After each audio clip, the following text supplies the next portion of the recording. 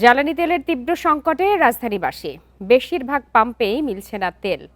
যেই দু একটি পাম্পে তেল পাওয়া যাচ্ছে সেখানে রয়েছে যানবাহনের দীর্ঘ লাইন।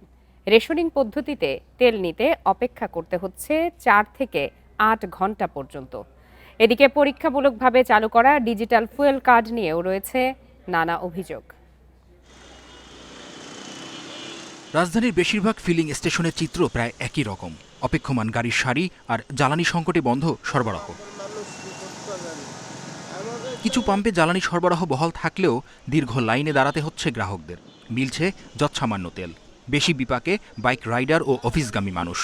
একটা গরিব মানুষ খেটে খাবো, একটা বাইক দিয়ে 10 টাকা ইনকাম করে রুজি করে পরিবার চালাই। এখন যদি লাইনের পর লাইন ঘন্টার পর ঘন্টা লাইনে দাঁড়ায় থাকে তাহলে কি করবো, কেমন করে চলবো? গত সপ্তাহে তেল 48 ঘন্টা পরে তেল পাইছি। তেলের গাড়ি আসে না, এই 12টা একটা এরকম করে এই তামাইতে আইসে আর কি।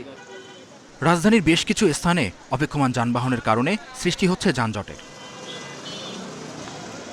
ডিজেলের সরবরাহ নিয়ে দুই রকম দাবি পাম্প সংশ্লিষ্ট আর ক্রেতাদের।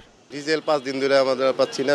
বৃহস্পতিবার থেকে আজকে রবিবার, আজকেও ডিজেল আসবে না। তেলগুলো যায় কোথায়? 7 নং 63,000 যদি তেল আমি 7 দিনে পাই, তাহলে আমরা একদিনে 9,000 তেল পেলে 1.5 দিন 2 দিন বিক্রি করতাম।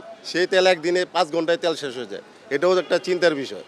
এই মোটর সাইকেল, প্রাইভেট কার এই তেলগুলো করে কি? প্রতিটা পাম্পেই ঠিক একই কাহিনী, লাইনে দাঁড়াইতেছে, তেল দিচ্ছে, কিন্তু পাম্পালাগত আমি দেখতেছি না যে কোনো সমস্যা। প্রতিদিন তেল আসছে, প্রতিদিনই তেল দিচ্ছে।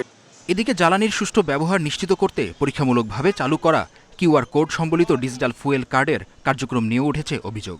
ফুয়েল পাসে আমি একটু ট্রাই করছিলাম, কিন্তু এটা গতকাল থেকে দেখতেছি রেজিস্ট্রেশন করতে পারতেছি না। ওটা যদি রেজিস্ট্রেশন করতে পারতাম তাহলে অ্যাটলিস্ট এখান দিয়ে কিছু একটা আমরা সুবিধা পাইতাম। সরকারের কাছে আমাদের আবেদন যাতে আমাদের ভোগান্তি না হয় সেই ব্যবস্থা করার জন্য। দ্রুত সংকট নিরসনে কার্যকরী পদক্ষেপ দেখতে চায় সাধারণ মানুষ।